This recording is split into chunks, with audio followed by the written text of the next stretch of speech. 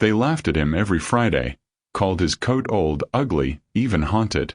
Elijah Brooks, the quiet loner who sat alone at lunch, never said a word back. Just wore that same worn-out jacket, week after week, like it meant something. Turns out, it did. What no one knew was that the coat once belonged to a Tuskegee Airman, Elijah's grandfather, a war hero most had never heard of. But one person hadn't forgotten. During a school assembly, a 4-star general stopped everything, locked eyes with Elijah, and revealed a story that left the entire gym speechless. What she did next stunned the school, and changed Elijah's life forever. This isn't just about a jacket. It's about honor, legacy, and the courage to carry it. Stay with us, because this is the kind of story you'll feel in your chest, and remember long after the screen fades. The cafeteria buzzed with noise, clanging trays, half-hearted jokes, the dull roar of teenage chatter. But when Elijah Brooks walked in, the air shifted. Heads turned. Snickers followed. At 15, Elijah already knew what it meant to be invisible and still stand out. Lanky, quiet, with a soft-spoken voice and heavy eyes that had seen too much for his age. He moved through the cafeteria like a shadow that no one wanted but everyone noticed. And then came the laughter. "Yo, Elijah, you walk out of a time machine?" One kid called out, loud enough to draw eyes. "Bro lookin' like he escaped a World War II documentary." Another chimed in, "Is that your grandpa's bathrobe, or are you trying to cosplay sadness?" The coat hung loose on him, a brown, tattered trench coat with a frayed collar and thinning fabric that had clearly been loved long past its prime. The buttons were mismatched, one pocket hung by a thread, and the color had faded into something closer to rust than brown. He didn't respond. He never did. Elijah had learned long ago that silence was a kind of armor. Instead, his fingers found the inside lapel, brushing over the worn emblem stitched deep within, an eagle, its wings outstretched, stitched in fading gold thread. They laughed because they saw a coat. But Elijah wore it because it was his grandfather's story. And he'd wear it again tomorrow, no matter how loud the laughter got. Elijah Brooks didn't talk much, not because he didn't have thoughts, but because he had learned most people didn't really want to hear them. He sat alone at lunch every day, in the same corner table near the vending machines. No friends. No phone in hand. Just a half-eaten sandwich, a beat-up journal, and that same distant gaze, like his mind was somewhere far away from lockers and hall passes. He lived with his grandmother, Miss Thelma Brooks, in a small brick house 3 blocks from the school. She was tough as nails, sharp as a blade, and always up before dawn. Folks in the neighborhood still called her Ma Brooks, even if they didn't know why. Teachers whispered about Elijah in the break room. How quiet he was, how polite, how he seemed like an old soul. But under their breath, they pitied him. He wasn't the kid teachers expected to make it out. Not flashy, not driven. Just quiet. But every Friday, no matter the season, Elijah wore that same coat. Even in May heat or October rain, he slipped it on like armor. Students joked about it, called it crusty, ancient, haunted even. What they didn't know was that it had belonged to Major Thomas Brooks, Elijah's grandfather, a decorated Tuskegee Airman, one of the few who flew straight into enemy territory and came back a legend. Elijah never met him, but every Friday, he tried to walk just a little taller, as if the old coat still carried some of the sky. It was the kind of day no one looked forward to, Veterans Day assembly. Rows of folding chairs filled the school gym, the walls dressed in flags, bunting, and poster boards slapped together by the student council. The bleachers creaked under the weight of restless teenagers who rolled their eyes and pulled out their phones the moment teachers weren't looking.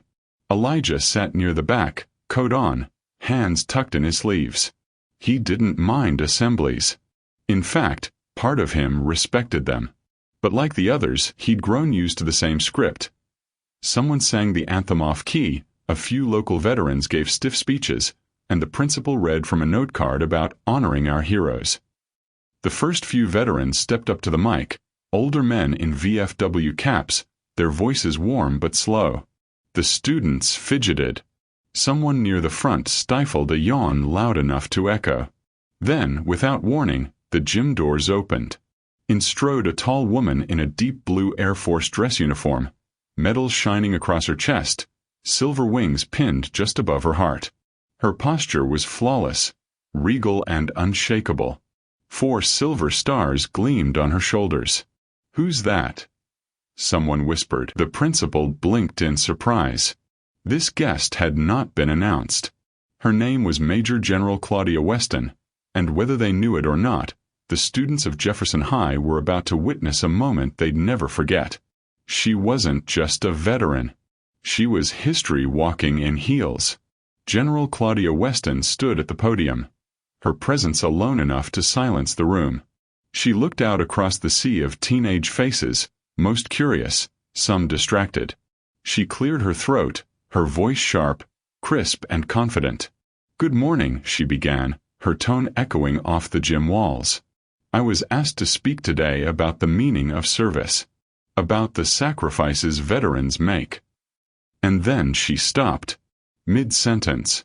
Her eyes, scanning the crowd as if searching for something, or someone, suddenly froze.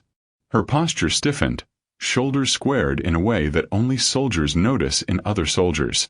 She was looking past the front rows of fidgeting honor students, past the faculty section, and straight toward the far left corner of the bleachers, right where Elijah Brooks sat, still as stone. For a moment, no one breathed. General Weston stepped away from the microphone. The principal rose slightly, confused. "General Weston." She raised one hand, not rudely, but firmly, her eyes never leaving Elijah. Then, slowly, deliberately, she stepped down from the stage. Her boots clicked sharply against the gym floor as she walked across the silence. The air was thick with confusion. Phones stopped recording. Whispering halted.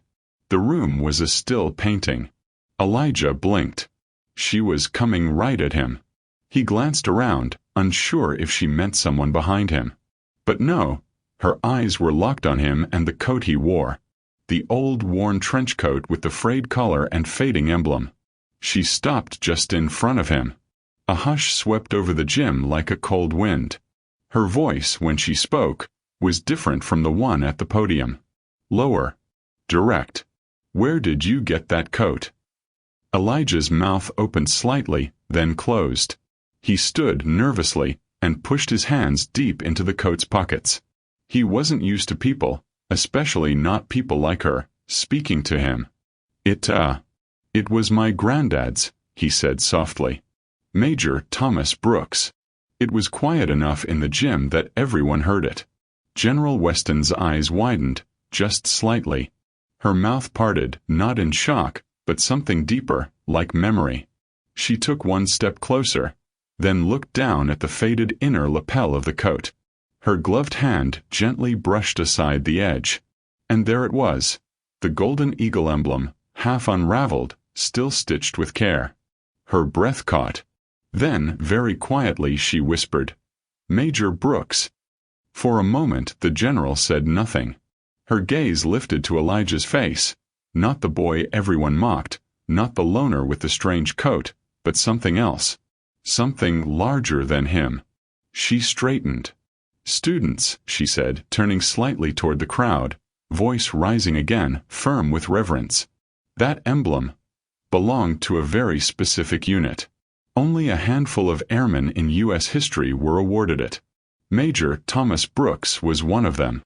Murmurs stirred in the bleachers. General Weston turned back to Elijah. "I knew your grandfather," she said, voice thick with meaning. "He didn't just serve. He led. He saved lives." The gym was silent again, but not with confusion now. With awe. General Weston turned fully toward the crowd now, her voice steady, but laced with something raw, memory. "Your classmate Elijah wears a coat that once belonged to Major Thomas Brooks, a name many of you may not know. But for those of us who served, his name is etched in the bones of history." She looked down for a breath, then back up. "I met Major Brooks during my first deployment. I was young, terrified and barely holding it together. He trained me, pushed me harder than anyone ever had, but with patience, with dignity. He didn't just teach me how to fly. He taught me how to lead. She paused, eyes growing distant. There was a mission, one of the worst in my career. Our transport was hit in hostile territory. Smoke, gunfire, chaos. I was trapped under twisted metal. My comms were down. I thought it was over. Her voice trembled, just for a beat. Then I saw him, Major Brooks, wounded, dragging himself through debris. He pulled me and 2 others out of that wreck, refused to be evacuated until every last person was safe. A stunned silence blanketed the gym. That emblem on his coat, she added, gesturing to the gold eagle on Elijah's lapel, was worn only by pilots in his elite unit. Only 6 were ever awarded. It stood for fearless missions flown without backup. And it stood for him. She turned to Elijah. Your grandfather was a man of impossible courage and grace. You carry his name. You carry his story. The gym was still. No one spoke. No one moved. Then, with a grace that commanded every eye, General Weston stepped forward, squared her shoulders, and brought her hand to her brow in a crisp, solemn salute, directed not at a soldier, but at Elijah Brooks. Gasps rippled through the bleachers. Teachers stood instinctively. Students watched wide-eyed as the 4-star general held the salute for several seconds, her posture unwavering, her respect undeniable. Elijah, stunned, shakily lifted his hand to return it. His fingers trembled, but he stood tall, taller than he ever had. Then General Weston did something no one expected. She reached to her chest and unclipped a small silver medallion, a challenge coin of command, etched with the Air Force crest and 4 stars. These aren't given lightly, she said, turning it gently in her palm. This coin was handed to me by my commanding officer the day I took my post. It represents leadership, integrity, and the weight of those who came before. She stepped closer and pinned it to Elijah's coat, just beneath the fading emblem. You may not wear a uniform, Elijah, she said, her voice steady but warm, but you wear something just as powerful. Your grandfather was a hero, and you carry his legacy with quiet strength. Then she looked out over the silent gym, her tone firm. Let no one make you feel small for that. For once, the crowd didn't erupt. They simply stood humbled, in the presence of true honor. The bell never rang that day. Not that anyone noticed. As General Weston stepped back, the gym remained frozen in reverent silence. Then slowly, one by one, the veterans in the front row stood. Then the teachers. Then the students. No one cheered. No one clapped. Instead, they stood in quiet respect, watching a boy who had once been invisible now shine with the weight of legacy on his shoulders. Elijah didn't say a word. He just stood still, the coin glinting against his grandfather's coat, a quiet fire in his eyes. When it was over, students who had never spoken to him approached, not to joke, but to listen, to ask, to understand. And from that Friday on, no one mocked the coat. In fact, Elijah wore it proudly, head high, back straight, not to prove anything, but because he no longer had to hide. The worn threads now told a story that commanded respect. Because sometimes the quietest person in the room carries the loudest legacy. And sometimes the most frayed cloth carries the weight of valor. Never judge someone by what they wear, because behind the seams may live a story worth standing for. 8. Closing message. Narrator's voiceover. Some garments carry more than thread and cloth. They carry history. They hold the weight of battles fought, of sacrifices made, of names remembered in silence. That old coat Elijah wore? It wasn't fashion.